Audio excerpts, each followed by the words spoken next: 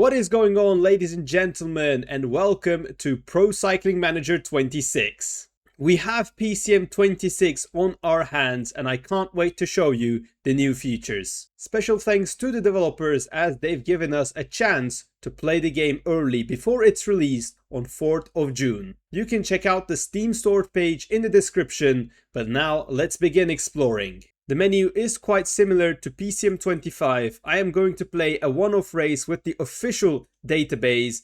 I have my settings set at the highest level, 110 difficulty, and I'm going to play with standard sliders today with 1.5 terrain attributes and 0.0 stamina resistance.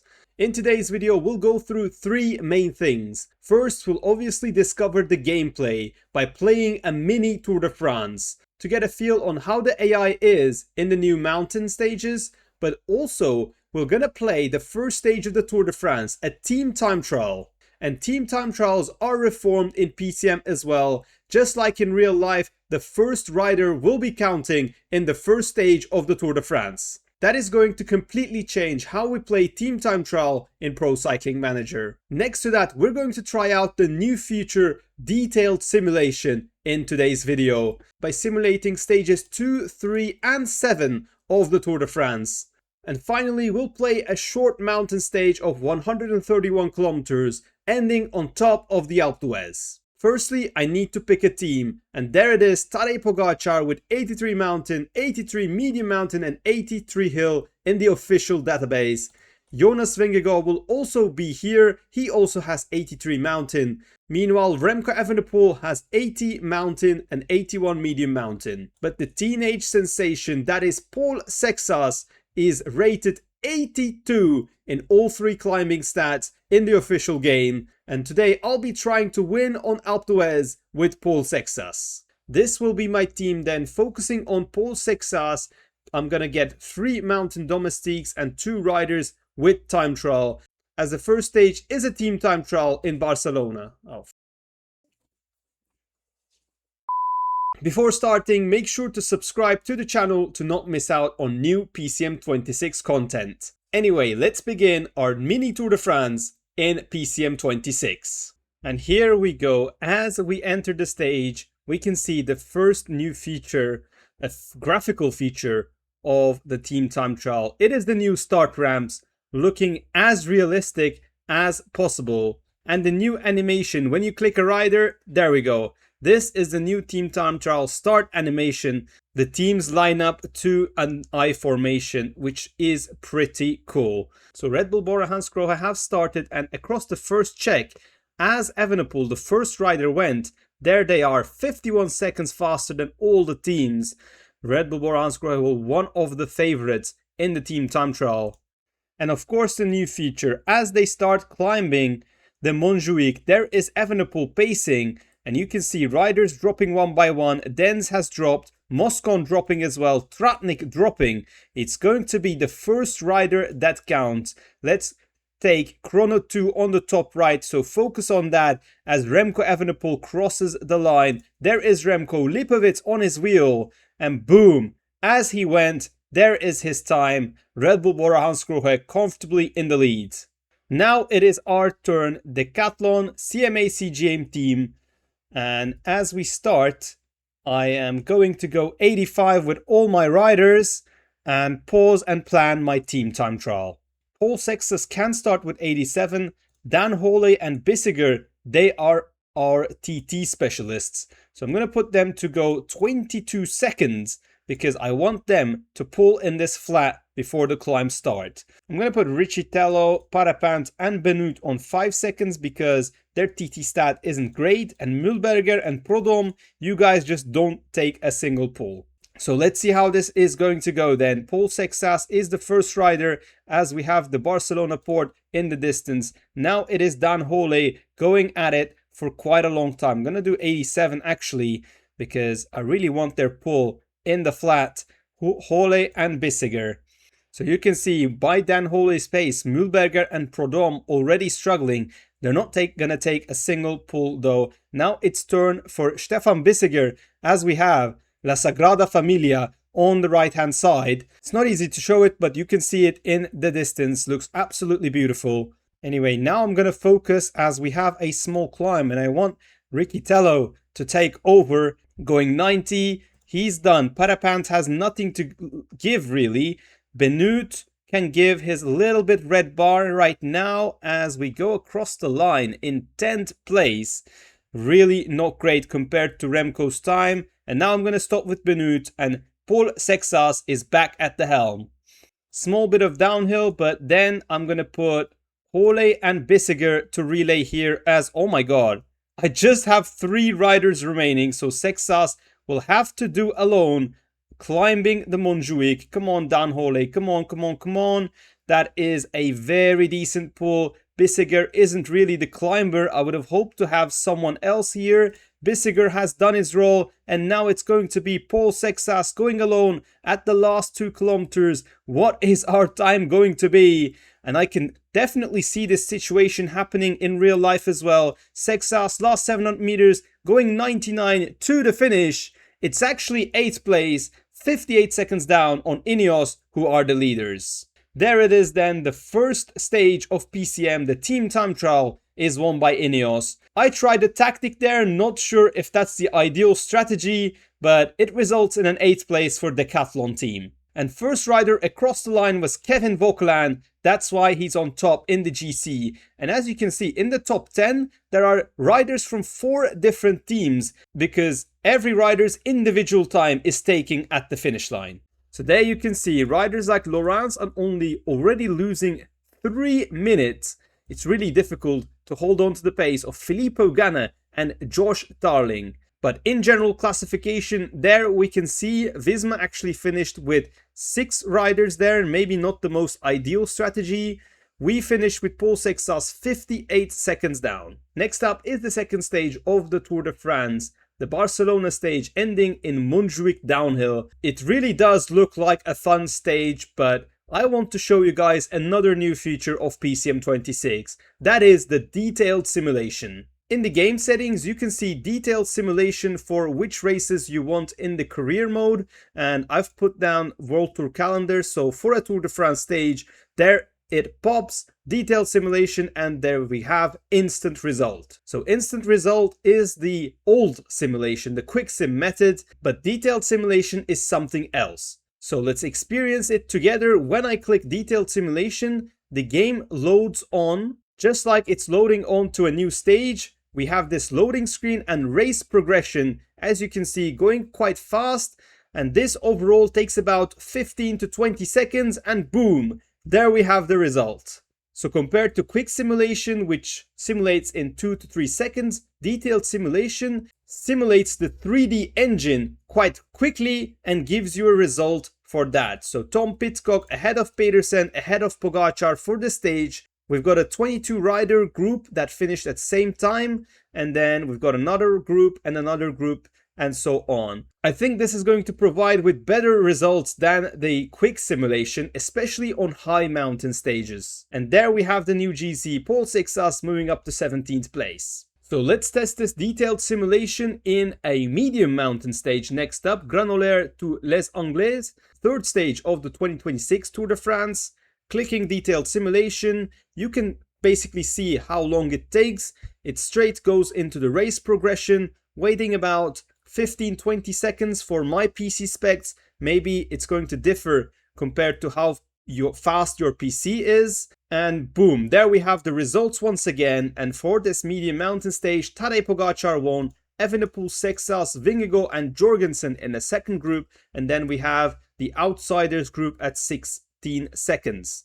You can see going a little bit below, we've got riders coming one by one. Then we have small gruppettos also happening. All the way back down, we have Emmanuel Houcou with 55 mountain. He finished 36 minutes behind. So that means in the GC, Vauquelin loses a minute and then Pogacar is the new yellow. And finally, I'm going to test a detailed simulation on a flat stage. And boom, it is Jonathan Milan winning. I think also in Quick Sim, he wins most of the times, but we've got some changes. You can see Merlier finished 8th, Arnaud Delis finished 11th, Girmay 12th, And you can see the favorites are right up there with Pogacar and Remco not wanting to lose time.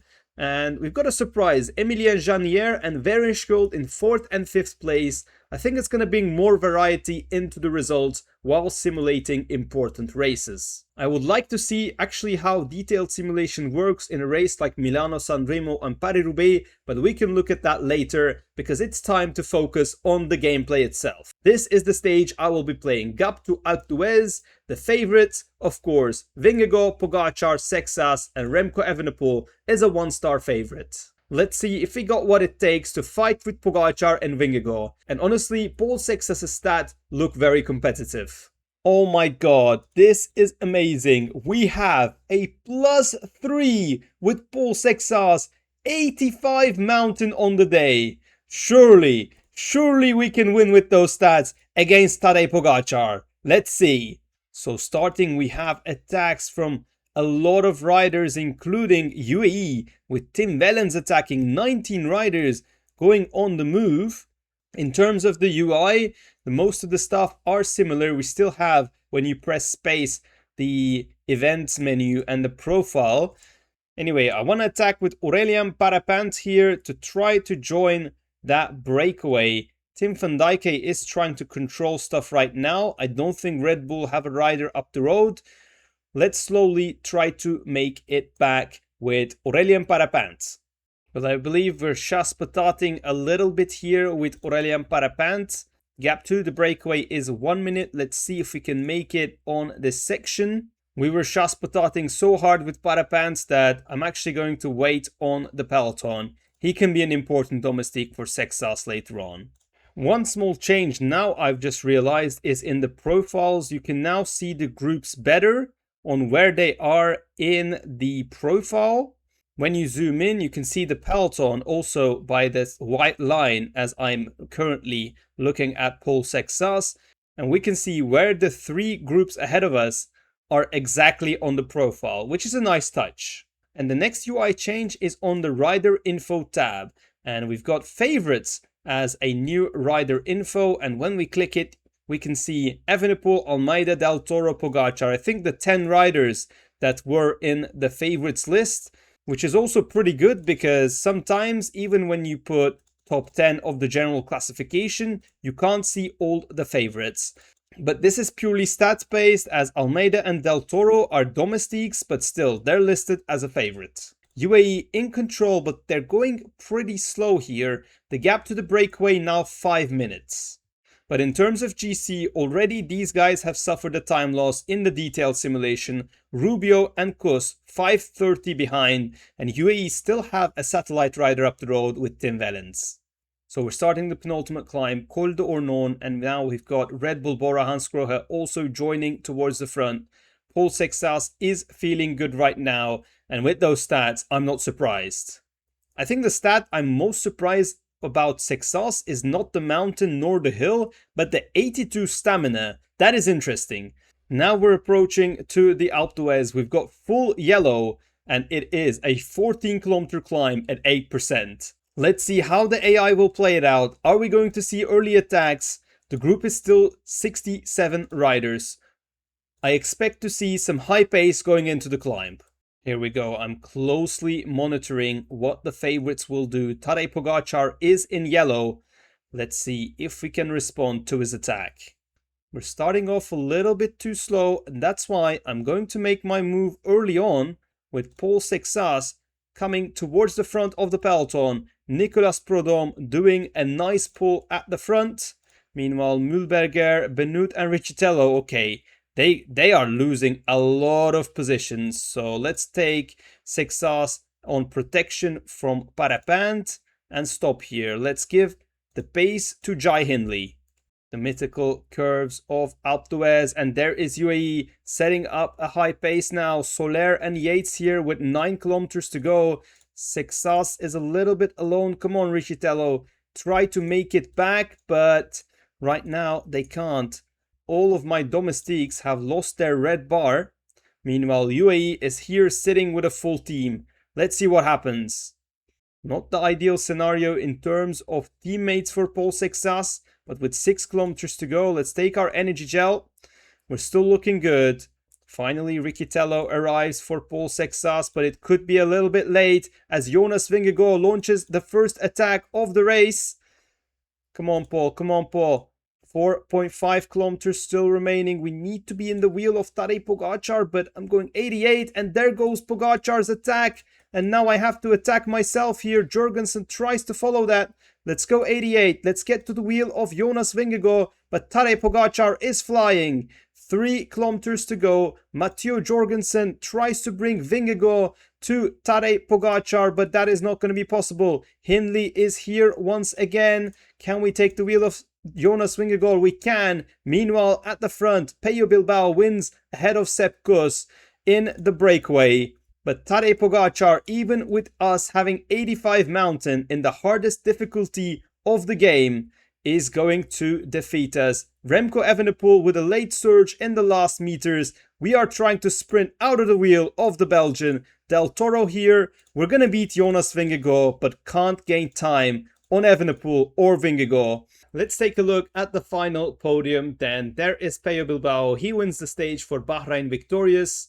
And Tadej Pogacar is going to be the winner of our mini Tour de France. We finished 6th because we've lost crucial time in the team time trial. There is the final results, and before the end of the video, one more new feature that I want to show you guys is the new rider profile. There we can see Tadej Pogacar's profile page, his general attributes, qualities, career stats, season stats, and so on. And then in the attributes, we've got a new stat. Under special attributes, it is stage races focus and classics focus. Well, for Tadej Pogacar, they're both A. We've talked a little bit about this in the announcement of the game, where this is going to be a new stat. For example, let's check it for Jonas Vingegaard. You can see for Jonas, stage races is A, meanwhile classics focus is E. That is simply because Jonas Vingegaard doesn't participate in classics as much as the other riders. Actually, he barely participates in classics. So that means when Jonas participates in the classics, he's less likely to get a +2 or a +3 or to feel good compared to a rider with a classics focus. This stat in career mode is actually depending on the calendar of the rider. If you actually manage Visma Lease bike and take Jonas Vingegaard and put him in the Ardennes Classics, other classics, this rating will significantly improve over time. I think it's a nice way to differentiate classic specialist and Grand Tour specialist. Let me know what you think on the comments. But for today, we've reached the end of the video. If you've got any questions and want me to show something else in Pro Cycling Manager 26, let me know in the comments as well. Don't forget to like the video, subscribe to the channel if you haven't already, and I'll see you guys in the next PCM 26 video. But for now, goodbye.